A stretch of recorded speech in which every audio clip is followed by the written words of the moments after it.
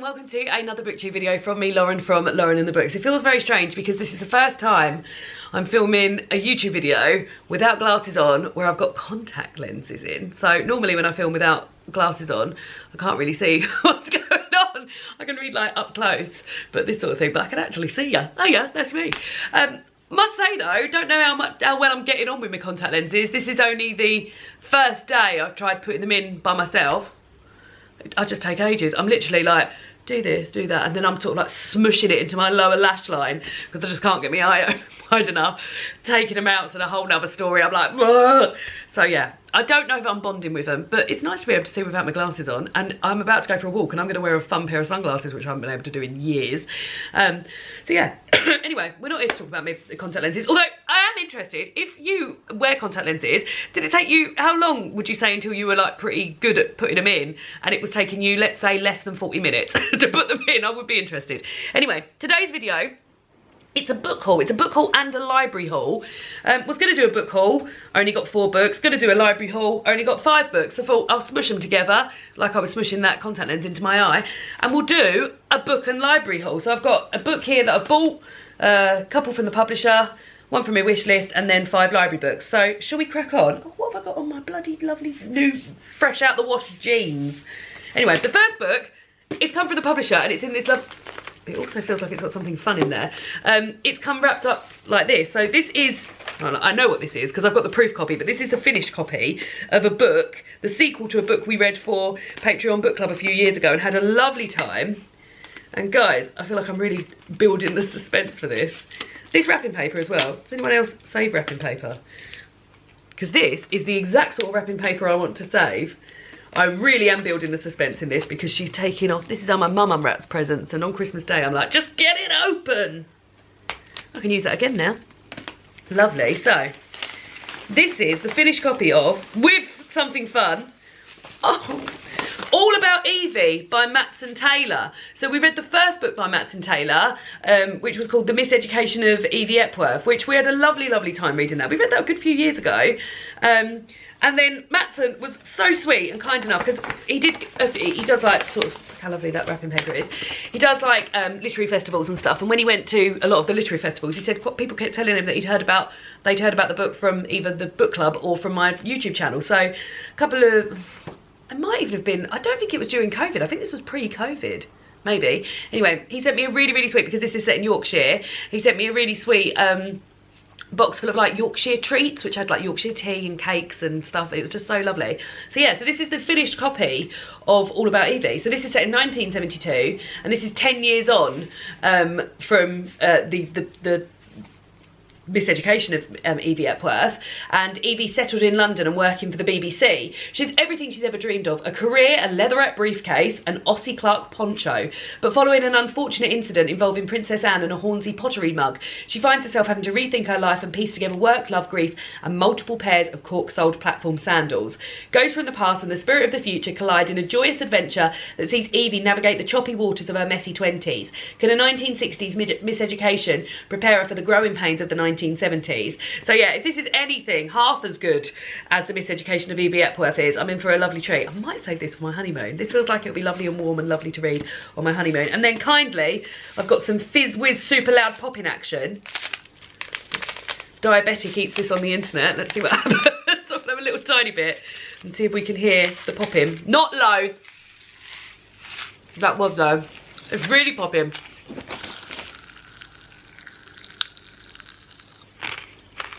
Tastes absolutely delicious.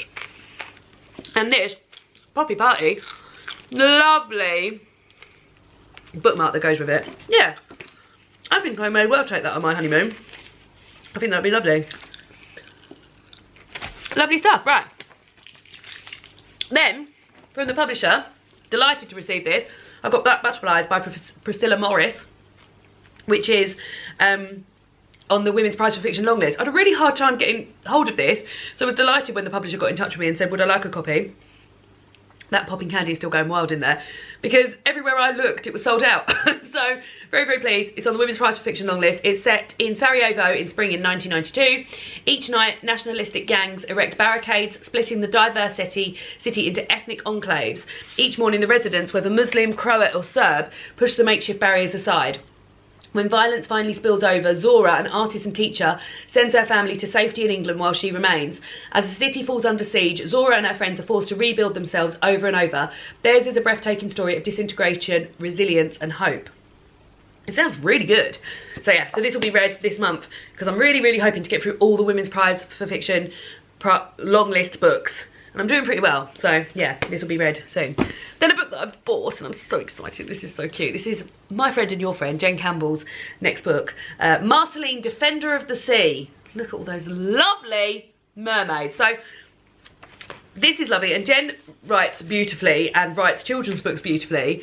And this is older than most children that I know. So normally when I get Jen's books, I keep them, or I gift them on, or read them to children that visit me. So this is a little bit older than any children that I know, but I feel like I might give this a little go reading this to my niece. But yeah, so this is nearly everyone in Marceline's class is going away for the holidays, but she has to go into hospital for an operation instead. Marceline loves reading and she has lots of fairy tales to keep her company. However, she's disappointed to learn that none of the heroes in those stories look like her. So yeah, I'm very, very excited to read this. Beautiful. And those that front cover is so cute. Very, very nice.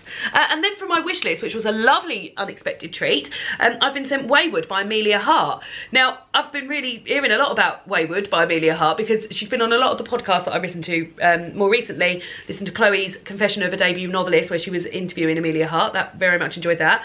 This is also a book on Sarah Cox's Between the Covers. Always struggle to remember the name of that bloody programme. And yeah, this was very sweet. And this was from Sue. Thank you, Sue, for sending this. I know Sue won't mind. Normally I don't say who it was from, but Sue actually asked me when I was doing the live show if I'd received it. So thank you, Sue. Well, this is told from 3 female perspectives. Kate in 2019, Violet in 1942, and Alta in 1619. And it is all set at this cottage, which I believe is called Wayward Cottage. So Kate's perspective is that she's fleeing London I think because she's fleeing an abusive relationship, and she moves to Wayward Cottage, which she got from her great aunt. Then we got Violet, who's in 1942. It says she's more interested in collecting insects and climbing trees than in becoming a proper young lady, until a chain of shocking events changes her life forever. And then we've got Alta, all the way in 1619, who's on trial for witchcraft, accused of killing a local man. So yeah, this sounds amazing. I'm really excited about it. So yeah, and the front cover, something special that is. So yeah, lovely. Then I've got 5 books out from the library. Another Women's Prize for Fiction long list book. This is Glory by Violet Bulawayo. It was also shortlisted for the Booker. It says an energy burst, an exhilarating joyride in an animal nation trapped in a cycle as old as time, narrated by a vivid chorus of animal voices that unveils the tyranny and ruthlessness required to uphold absolute power. Glory is the tale of an uprising and a country's implosion. At the centre of it, a young goat named Destiny. There's Destiny, returning home to bear witness to a revolution. Urgent, wild, dazzling with life and an irrepressible wit. Glory is a razor-sharp satire that unpicks power. Oh, I don't really like satire. Unpicks power and shows how history can be halted in a moment. Is she going to like it? I can easily say I've never read a book from a goat's perspective, I don't think. But yeah, satire is not my thing. We'll give it a go. I will give it a go.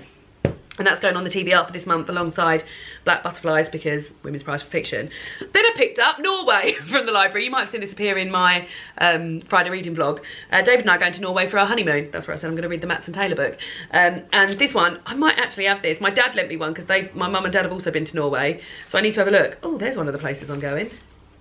Kristiansand, which is Norway's 5th largest city and styles itself as Norway's #1 holiday resort. The sights of Kristiansand. Lots of stuff. Drinking and nightlife, won't need any of that, I'll be asleep. Activities, here's a little map. Yeah, so I need to have a look through this because David and I are going on our honeymoon this summer to Norway. Very, very excited about that. Then I've got The Offing by Benjamin Myers. Benjamin Myers, I believe, I've been aware of this. I think it's great historical fiction, and I've got a feeling one of Benjamin's books was on Mercedes' Best Books of the Year last year, maybe. One summer following Second World War, Robert Appleyard sets out on foot from his Durham village. 16 and the son of a coal miner, he makes his way across the northern countryside until he reaches the former smuggling village of Robin Hood's Bay. There he meets Dulcie, an eccentric, worldly older woman who lives in a ramshackle cottage facing out to sea, and she introduces him to the pleasure of rich food, sea swimming, sunburn and poetry. The two come from different worlds, yet as the summer months pass, they form an unlikely friendship that will profoundly alter their lives. Bloody hell, that sounds like the best summer read ever, doesn't it? That's sort of like my summer read. So yeah, that sounds great. Oh, I like that as well. The writing is a library book, but the writing's all sort of like, I can touch it nicely. Now, this book is my next book for my book club that I read, that I've got online with my pals, and that's The Phone Box at the End of the World by Laura Imay Messina, which is inspired by a true story. Let's have a look at this. A moving, unforgettable novel inspired by a true story, just said that. We all have something to tell those who have lost. On a windy hill in Japan, in a garden overlooking the sea, stands a disused phone box. For years, people have travelled to visit the phone box, to pick up the receiver and speak into the wind, to pass their messages to the loved ones no longer with us. When Yu loses her mother and daughter in the tsunami, she wonders how she will carry on. One day she hears of the phone box and decides to make her own pilgrimage there to speak to the people she loves the most. But when you've lost everything, the right words can be the hardest thing to find. Then you meet Takeshi, a bereaved husband whose own daughter has stopped talking in the wake of their loss. What happens next will warm your heart, even when it feels as though it's breaking. Well, that sounds very sad, but we'll give it a good go. It's not ordinarily the sort of thing that I would read, so we'll see how we go. But I really want to be good for my book club. My book club that I have with my pals on Facebook. I've had a terrible... Oh, it's a bird outside. I thought it was Minnie being sick. Beautiful. I've had a terrible, terrible time with my books recently. Not finishing, not enjoying. Come on. Come on. And then the last book is Old God's Time by Sebastian Barry, which is he's the twice winner of the Costa Book of the Year. But this is currently one of the books that is being discussed in Sarah Cox's Between the Covers. That came out then like I knew it. So I don't know if you've, this is a quote from the book. I don't know if you've ever been the custodian of a story that no one else believed. Oh yes, he said. You have? Yes, he said. Then I can tell you. I will say, I don't think I've ever read anything by Sebastian Barry, and Sebastian Barry has written a lot.